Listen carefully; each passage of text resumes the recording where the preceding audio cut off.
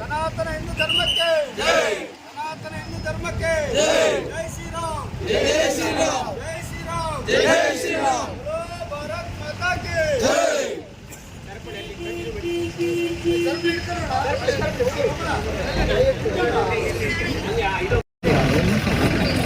बोलो भारत माता की जय। ಆತ್ಮೀಯ ಬಂಧುಗಳೇ, 1970 ಆ ಬಾಂಗ್ಲಾ ವಿಮೋಚನೆ ಆಯಿತು. ಆವಾಗ ಬಾಂಗ್ಲಾದೇಶದ ಮುಸಲ್ಮಾನರಿಗೆ ರಕ್ಷಣೆ ಕೊಟ್ಟಂಥದ್ದು ಈ ದೇಶದ ಮಿಲಿಟರಿ. ಅಲ್ಲಿಯ ಮುಸಲ್ಮಾನ್ ಬಂಧುಗಳನ್ನು ರಕ್ಷಣೆ ಮಾಡಿದವರು ಹಿಂದೂಗಳು. ಇವತ್ತು ಅದೇ ಮುಸಲ್ಮಾನರು ಹಿಂದೂಗಳು ಮಾಡಿದಂಥ ಒಂದು ಉಪಕಾರವನ್ನು ಮರ್ತೇ ಬಿಟ್ಟಿದ್ದಾರೆ. ಹಿಂದೂ ಬಾಂಧವರ ಮೇಲೆ ದಾಳಿ ಮಾಡ್ತಾ ಇದ್ದಾರೆ, ಹಿಂದೂ ದೇವಸ್ಥಾನಗಳ ನಾಶ ಮಾಡ್ತಾ ಇದ್ದಾರೆ, ಹಿಂದೂ ಸಹೋದರಿಯರ ಮೇಲೆ ಅತ್ಯಾಚಾರ ಮಾಡ್ತಾ ಇದ್ದಾರೆ. ಅಂಥ ಕ್ರಿಮಿನಲ್ಗಳು ಈ ಬಾಂಗ್ಲಾದೇಶದ ಮುಸಲ್ಮಾನರು.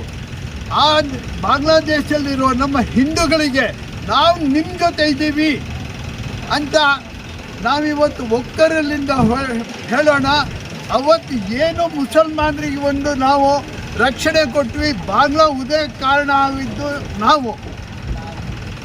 ಆ ಬಗ್ಗೆ ಇವತ್ತು ರಾಷ್ಟ್ರೀಯ ಸ್ವಯಂ ಸೇವಕ ಸಂಘದ ಸ್ವಯಂ ಸೇವಕರಾದ ಶ್ರೀಯುತ ಬಾಲಕೃಷ್ಣ ಕಾಮತ್ರು ನಮ್ಮನ್ನೆಲ್ಲ ಉದ್ದೇಶಿಸಿ 2 ಮಾತನಾಡಬೇಕಂತ ಕೇಳ್ಕೊಳ್ತೀವಿ. ಮಾತಾ ಕಿ ಜೈ, ಬೋಲೋ ಭಾರತ್ ಮಾತಾ ಕಿ ಜೈ. ಇವತ್ತಿನ ಈ ಒಂದು ವಿನೂತನ ಪ್ರತಿಭಟನೆಯಲ್ಲಿ ಪಾಲ್ಗೊಂಡಿರ್ತಕ್ಕಂತಹ ಎಲ್ಲ ದೇಶಾಭಿಮಾನಿಗಳಿಗೆ ವಂದಿಸುತ್ತಾ ಈ ಸಂದರ್ಭದಲ್ಲಿ 1-2 ಮಾತುಗಳನ್ನು ನಿಮ್ಮ ಮುಂದೆ ಹೇಳಲಿಕ್ಕೆ ಇಷ್ಟಪಡ್ತೇನೆ. ಈಗಾಗಲೇ ನಮ್ಮ ರಾಘಣ್ಣನವರು ಒಂದು ಪೀಠಿಕೆಯನ್ನು ಹಾಕಿಕೊಟ್ಟಿದ್ದಾರೆ ನಮಗೆ ಇದರ ಹಿನ್ನೆಲೆ ಏನು ಅಂತ. ಇವತ್ತು ನಮ್ಮ ನೆರೆಯ ಬಾಂಗ್ಲಾದೇಶ ಏನಿದೆ, ಇದು ಸ್ವತಂತ್ರ ರಾಷ್ಟ್ರ ಆಗೋದಕ್ಕಿಂತ ಮುಂಚೆ ಅಂದರೆ 1947 ಆಗಸ್ಟ್ 15ನೇ ತಾರೀಕು ನಮ್ಮ ದೇಶ ಸ್ವತಂತ್ರ ಆಗುವಾಗ ನಮ್ಮ ಅಂದಿನ ಏನು ನೇತಾರರಿದ್ದರು ಇವರು ತಪ್ಪು ನೀತಿಯ ಫಲವಾಗಿ ನಮ್ಮ ದೇಶ ಅಖಂಡವಾಗಿದ್ದುದು ತ್ರಿಖಂಡ ಆಯಿತು. ಅಖಂಡ ಭಾರತ ಇಡೀ ವಿಶ್ವದಲ್ಲೇ ಖ್ಯಾತಿ ಗಳಿಸಿದಂಥ ಅಖಂಡ ಭಾರತ 3 ಹೋಳಾಗಿ ನಮಗೆ ಸ್ವಾತಂತ್ರ್ಯ ಸಿಕ್ತು. ಪಶ್ಚಿಮ ಭಾಗದ ಪಾಕಿಸ್ತಾನ ಏನಿದೆ ಭಾಗ ಏನಿದೆ ಅದು ಅಂತ ಕರೆಸ್ಕೊಳ್ತು. ಅದೇ ಬಂಗಾಳದ ಪೂರ್ವ ಭಾಗದಲ್ಲಿರ್ತಕ್ಕಂಥ ಅಲ್ಲಿ ಮುಸ್ಲಿಂ ಬಾಹುಳ್ಯ ಇರ್ತಕ್ಕಂಥ ಪ್ರದೇಶ ಅದು ಪೂರ್ವ ಪಾಕಿಸ್ತಾನ ಅಂತ ಕರೆಸ್ಕೊಳ್ತು. ಪ್ರಪಂಚದ ಇತಿಹಾಸದಲ್ಲಿ ಎಲ್ಲೂ ಕೂಡ ಈ ರೀತಿಯ ಒಂದು ವ್ಯವಸ್ಥೆ ಇರಲಿಕ್ಕಿಲ್ಲ. ಒಂದು ದೇಶ ಅದರ ಮುಕ್ಕಾಲು ಭಾಗ ಒಂದು ತುದಿಯಲ್ಲಿ, ಕಾಲು ಭಾಗ ಮತ್ತೊಂದು ತುದಿಯಲ್ಲಿ ಪಾಕಿಸ್ತಾನದ ಜನ್ಮ ಆಯಿತು. ಆದರೆ ಸಮಸ್ಯೆ ಅಲ್ಲಿಗೆ ಮುಕ್ತಾಯ ಆಗಲಿಲ್ಲ.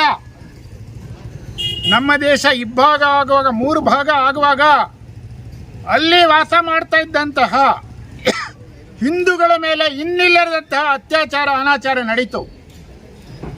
ಸಹಸ್ರಾರು ಲಕ್ಷಾಂತರ ಸಂಖ್ಯೆಯಲ್ಲಿ ಅವರ ಮೇಲೆ ಆಕ್ರಮಣ ನಡೀತು. ಹಿಂದೂಗಳನ್ನು ಅವರ ಮನೆ ಮಠಗಳಿಂದ ಒದ್ದು ಓಡಿಸಿದ್ರು. ಭೀಕರವಾದಂಥ ಅತ್ಯಾಚಾರ ನಮ್ಮ ಹಿಂದೂ ಮಹಿಳೆಯರ ಮೇಲೆ ನಡೀತು. ಲಕ್ಷಾಂತರ ಜನ ತಮ್ಮ ಮನೆ ಮಠ ಎಲ್ಲ ಬಿಟ್ಟು ಜೀವ ಒಂದು ಉಳಿದ್ರೆ ಸಾಕು ಅಂತೇಳಿ ಭಾರತದ ಕಡೆಗೆ ನಿರಾಶ್ರಿತರಾಗಿ ಅವರು ಬಂದರು. ಇದು ಒಂದು ಭಾಗ.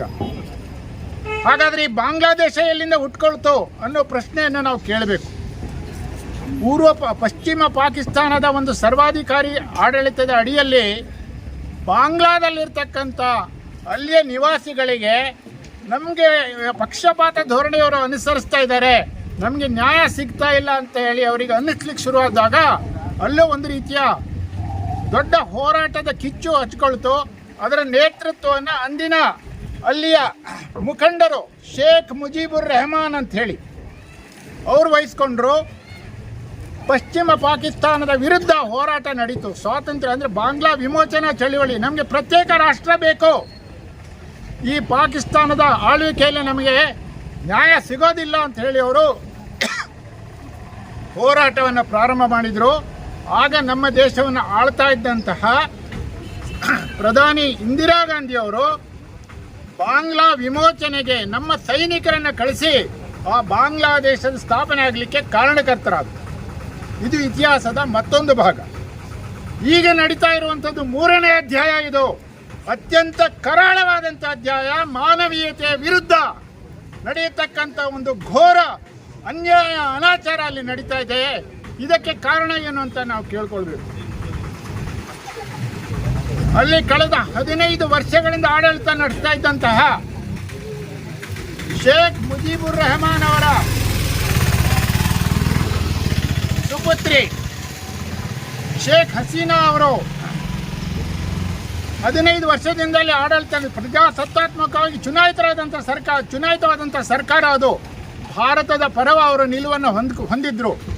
ಇತ್ತೀಚೆಗೆ ಅವರಲ್ಲಿ ಯಾವುದೋ ಒಂದು ಮೀಸಲಾತಿ ನೀತಿಯನ್ನು ಜಾರಿಗೆ ತಂದರು. ಇದನ್ನೇ ನೆಪವಾಗಿಟ್ಕೊಂಡು ಅಲ್ಲಿದ್ದಂಥ ಬಹುಸಂಖ್ಯಾತ ಮುಸಲ್ಮಾನರು ಸರ್ಕಾರದ ವಿರುದ್ಧ ತಿರುಗಿ ಬಿದ್ದರು. ಇದು ಅವರ ಆಂತರಿಕ ವಿಷಯ ಅಂತ ನಾವು ಬಿಟ್ಟು ಬಿಡಬಹುದು. ಒಂದು ದೇಶದ ಆಡಳಿತ ವ್ಯವಸ್ಥೆ ಹೇಗಿರಬೇಕು ಅನ್ನೋದು ಬಹುಸಂಖ್ಯಾತ ಜನರ ಒಂದು ಮನೋಧರ್ಮಕ್ಕೆ ಅನುಕೂಲವಾಗಿರಬೇಕು. ಇದರಲ್ಲಿ ಯಾವುದೇ ತಪ್ಪಿಲ್ಲ. ಆ ಸರ್ಕಾರ ಅನ್ಯಾಯವನ್ನು ಮಾಡ್ತಾ ಇದ್ರೆ, ಭ್ರಷ್ಟಾಚಾರದಲ್ಲಿ ಮುಳುಗಿದ್ರೆ ಅದರ ವಿರುದ್ಧ ಹೋರಾಟ ನಡೆಯುವುದು ಸಹಜ. ಆದರೆ ಇದರ ಹಿಂದೆ ವಿದೇಶಿ ಶಕ್ತಿಗಳು ಇದೆ ಅನ್ನುವಂಥ ಬಲವಾದಂಥ ಗುಮಾನಿ ಇದೆ. ಆ ಸರ್ಕಾರದ ವಿರುದ್ಧ ಈ ವಿದ್ಯಾರ್ಥಿ ಚಳುವಳಿ ಪ್ರಾರಂಭವಾಗಿ ಎಲ್ಲಿವರೆಗೆ ಹೋಗಿ ಮುಟ್ಟಿತು ಅಂತ ಹೇಳಿದರೆ, ಅಲ್ಲಿಯ ಪ್ರಧಾನಿ ತಮ್ಮ ಜೀವ ಉಳಿದ್ರೆ ಸಾಕು ಅಂತೇಳಿ ತನ್ನ ಸಹೋದರಿಯೊಂದಿಗೆ ಭಾರತಕ್ಕೆ ಬಂದರು. ಹೆಲಿಕಾಪ್ಟರ್ನಲ್ಲಿ ರಹಸ್ಯವಾಗಿ ಭಾರತದಲ್ಲಿ ಬಂದು ಇಲ್ಲಿ ಆಶ್ರಯ ಪಡೆದಿದ್ದಾರೆ. ಅವರು ಆಶ್ರಯ ಪಡೀಲಿಕ್ಕೆ ಯಾವುದೇ ಮುಸಲ್ಮಾನ್ ದೇಶಕ್ಕೆ ಅವರು ಹೋಗಿಲ್ಲ, ಪಶ್ಚಿಮ ಪಾಕಿಸ್ತಾನ ರಾಷ್ಟ್ರಗಳಿಗೆ ಹೋಗಿಲ್ಲ, ಭಾರತಕ್ಕೆ ಬಂದರು. ಯಾಕಂದರೆ ಭಾರತದಲ್ಲಿ ಅವರಿಗೆ ರಕ್ಷಣೆ ಸಿಗುತ್ತೆ ಅನ್ನುವಂಥ ಒಂದು ನಂಬಿಕೆಯಿಂದ ಅವ್ರು ಬಂದರು. ಆದರೆ ಕತೆ ಇಲ್ಲಿಗೆ ಮುಗಿಲಿಲ್ಲ, ಇದು ಪ್ರಾರಂಭ ಮಾತ್ರ.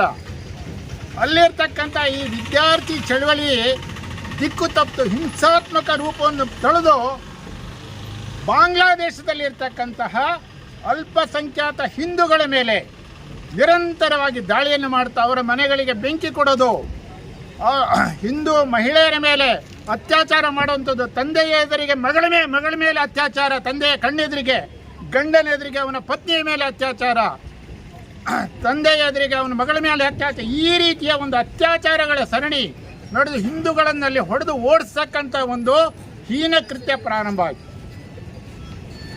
ಇದರ ವಿರುದ್ಧ ಇಡೀ ಹೊರದೇಶದಲ್ಲಿ ನಾವು ಭಾರತವೂ ಸೇರಿದಂತೆ ವಿಶ್ವದ ಎಲ್ಲ ಪ್ರಮುಖ ರಾಷ್ಟ್ರಗಳು ಕೂಡ ಇದನ್ನು ಒಕ್ಕೊರಲಿನಿಂದ ಖಂಡನೆ ಮಾಡ್ತಾ ಇದ್ದಾವೆ. ಇವತ್ತು ಇದು ಮಾನವೀಯತೆಯ ವಿರುದ್ಧ ನಡೀತಿರ್ತಕ್ಕಂಥ ಒಂದು ಘೋರವಾದಂಥ ಹೀನವಾದಂಥ ಕೃತ್ಯ. ಇದು ನಿಲ್ಲಬೇಕು.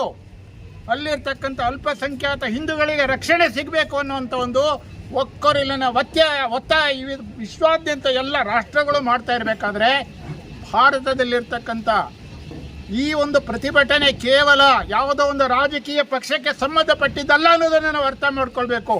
ಅಥವಾ ಯಾವುದೋ ಒಂದು ಸ್ವಯಂ ಸೇವಾ ಸಂಘಟನೆ ಹಿಂದೂಗಳ ಮೇಲೆ ಎಲ್ಲೇ ದೌರ್ಜನ್ಯ ನಡೆಯಲಿ RSSನವರು ಅದರ ಒಂದು ಪ್ರತಿಭಟನೆಯ ನೇತೃತ್ವವನ್ನು ವಹಿಸ್ತಾರೆ, ಖಂಡಿತ ನಾವು ನಿರೀಕ್ಷೆ ಮಾಡಬಾರ್ದು.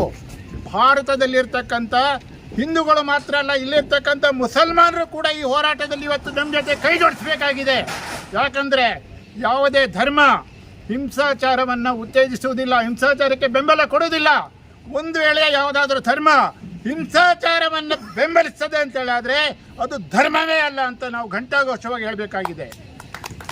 ಇಂತಹ ಒಂದು ಪರಿಸ್ಥಿತಿಯಲ್ಲಿ ಭಾರತೀಯರಾದ ನಾವು ನಮ್ಮ ಒಂದು ಹಿಂದೂ ಸಮಾಜದ ಅಸ್ಮಿತೆಯನ್ನು ಜಗತ್ತಿಗೆ ತೋರಿಸ್ಕೊಡ್ಬೇಕಾದ್ರೆ, ಬಾಂಗ್ಲಾದೇಶದಲ್ಲಿರ್ತಕ್ಕಂಥ ಈ ಅಲ್ಪಸಂಖ್ಯಾತ ಹಿಂದೂಗಳ ಮೇಲೆ ಏನು ದೌರ್ಜನ್ಯ ನಡೀತಾ ಇದೆ ಇದನ್ನು ಖಂಡಿಸುವುದು ಮಾತ್ರ ಅಲ್ಲದೆ ಇದನ್ನು ನಿಲ್ಲಿಸಲಿಕ್ಕೆ ಯಾವ್ಯಾವ ದಾರಿಗಳಿದ್ದಾವೆ ಆ ಎಲ್ಲ ದಾರಿಗಳನ್ನು ನಾವು ಹಿಡಿಬೇಕಾಗತ್ತೆ. ನಮ್ಮ ಕೇಂದ್ರ ಸರ್ಕಾರ ಇವತ್ತು ಬಲಿಷ್ಠವಾಗಿದೆ. ಪ್ರಧಾನಮಂತ್ರಿ ನರೇಂದ್ರ ಮೋದಿಯವರು ಈ ನಿಟ್ಟಿನಲ್ಲಿ ಕೈಗೊಳ್ಳತಕ್ಕಂಥ ಯಾವುದೇ ಕ್ರಮಕ್ಕೂ ಕೂಡ ಎಲ್ಲ ಭಾರತೀಯರು ಕೂಡ ಏಕಕಂಠದಿಂದ ಒಕ್ಕೊರಲಿನಿಂದ ಅದನ್ನು ಬೆಂಬಲಿಸಬೇಕು. ಆಗ ಮಾತ್ರ ಅಲ್ಲಿಯ ಬಾಂಗ್ಲಾದೇಶದಲ್ಲಿ ಇರ್ತಕ್ಕಂಥ ಹಿಂದೂಗಳಿಗೆ ಒಂದು ಸುರಕ್ಷತೆಯ ಒಂದು ಭಾವನೆ ಮೂಡುತ್ತೆ. ಆದರೆ ಅಲ್ಲಿರ್ತಕ್ಕಂಥ ಹಿಂದೂಗಳು ಅಲ್ಲಿರ್ತಕ್ಕಂಥ ಮುಸಲ್ಮಾನರ ಪೊಳ್ಳು ಬೆದರಿಕೆಗಳಿಗೆ ಅವರು ಬಗ್ತಾ ಇಲ್ಲ, ಅದರ ವಿರುದ್ಧ ಸೆಟೆದು ನಿಂತಿದ್ದಾರೆ. ಢಾಕಾ ನಗರವನ್ನು, ಯಾವುದು ಬಾಂಗ್ಲಾದೇಶದ ರಾಜಧಾನಿ ಇದೆಯೋ ಅದನ್ನು ಅವರು ಆಕ್ರಮಿಸ್ಕೊಂಡ್ಬಿಟ್ಟು ಯಾವುದೇ ಕಾರಣಕ್ಕೂ ನಾವು ಬಾಂಗ್ಲಾದೇಶವನ್ನು ಬಿಟ್ಟು ಹೋಗೋದಿಲ್ಲ. ನಾವು ಯಾಕೆ ಭಾರತಕ್ಕೆ ಹೋಗಬೇಕು? ನಾವು ಹುಟ್ಟಿದ್ದು ಇಲ್ಲೇ, ನಾವು ಬೆಳೆದಿದ್ದು ಇಲ್ಲೇ, ನಾವು ಸಾಯೋದು ಕೂಡ ಇಲ್ಲೇ ಅಂತ ಹೇಳಿ ಅವರು ಘಂಟಾಘೋಷವಾಗಿ ಹೇಳ್ತಾ ಇದ್ದಾರೆ. ಮಾತ್ರವಲ್ಲ, ನಮಗೆ ಇದೇ ರೀತಿ ನಮ್ಮ ಮೇಲೆ ದೌರ್ಜನ್ಯ ನಡೆದರೆ ಪ್ರತ್ಯೇಕ ರಾಷ್ಟ್ರಕ್ಕೆ ನಾವು ಬೇಡಿಕೆಯನ್ನು ಮುಂದಿಡ್ತೇವೆ. ಇದು ಬಾಂಗ್ಲಾದೇಶ ಅಲ್ಲ, ಇದು ದುರ್ಗಾದೇಶ ಅಂತ ಘೋಷಣೆ ಮಾಡಬೇಕು ಅಂತೇಳಿ ಅವರು ಅಲ್ಲಿಯ ಹಿಂದೂಗಳು ದೃಢವಾದಂಥ ಒಂದು ನಿರ್ಧಾರವನ್ನು ಕೈಗೊಂಡಿದ್ದಾರೆ. ಇದನ್ನು ಕೂಡ ನಾವು ಬೆಂಬಲಿಸಬೇಕು. ಒಂದು ವೇಳೆ ಬಾಂಗ್ಲಾದೇಶ ಎರಡು ಹೋಳಾಗಿ ಅಲ್ಲಿ ಪ್ರತ್ಯೇಕ ಒಂದು ಹಿಂದೂ ರಾಷ್ಟ್ರ ಉದಯಿಸ್ತದೆ ಅಂತ ಹೇಳಿದ್ರೆ ಅವನ್ನು ನೀಡಬೇಕು. ನಮಗೆ ಅಲ್ಲಿರ್ತಕ್ಕಂಥ ಅಲ್ಪಸಂಖ್ಯಾತ ಹಿಂದೂಗಳ ಸುರಕ್ಷೆ ಎಷ್ಟು ಮುಖ್ಯವೋ, ಇವತ್ತೆಲ್ಲ ನಾಳೆ ಭಾರತದಲ್ಲೂ ಕೂಡ ಅದರ ಒಂದು ಪ್ರತಿಫಲನ ಆಗಬಹುದು. ಭಾರತದಲ್ಲೂ ಕೂಡ ಅಲ್ಲಲ್ಲಿ ಮಿನಿ ಪಾಕಿಸ್ತಾನಗಳು ತಲೆ ಎತ್ತುತ್ತಾ ಇರೋದನ್ನು ನಾವು ನೋಡಿದ್ದೀವಿ. ವೋಟ್ ಬ್ಯಾಂಕಿನ ಆಸೆಯಿಂದ ನಮ್ಮ ರಾಜಕಾರಣಿಗಳು ಎಷ್ಟು ಕೆಳಮಟ್ಟಕ್ಕೆ ಇವತ್ತು ಇಳಿತಾ ಇದ್ದಾನೆ ಅಂತ ಹೇಳಿದ್ರೆ, ಅಲ್ಪಸಂಖ್ಯಾತರ ಮತಗಳಿಗೋಸ್ಕರ, ಅವರನ್ನು ಓಲೈಸಲಿಕ್ಕೋಸ್ಕರ ಬಹುಸಂಖ್ಯಾತ ಹಿಂದೂಗಳ ಭಾವನೆಗಳ ಮೇಲೆ ಕುಟಾರ ಪ್ರಹಾರ ಮಾಡ್ತಾ ಇದ್ದಾರೆ.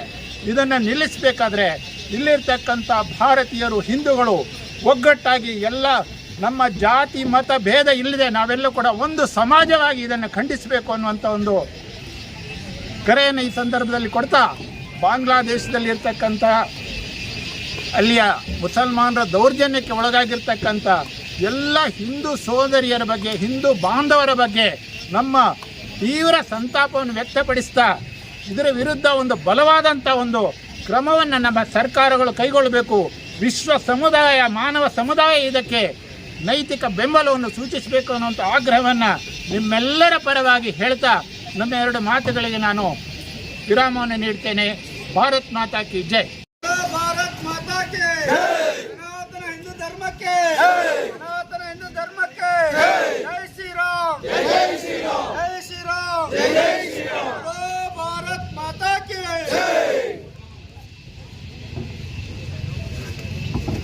ಎಲ್ಲ ಒಂದ್ಸರಿ ನೋಡಿದ್ದಕ್ಕೆ ಧನ್ಯವಾದಗಳು. ಮುಂದಿನ ವಿಡಿಯೋದಲ್ಲಿ ಸಿಗೋಣ. ಕ್ಷಣ ಕ್ಷಣದ ಸುದ್ದಿಗಾಗಿ ವೀಕ್ಷಿಸಿ ನ್ಯೂಸ್ ಕರ್ನಾಟಕ, ಸದಾ ನಿಮ್ಮ ಜೊತೆ.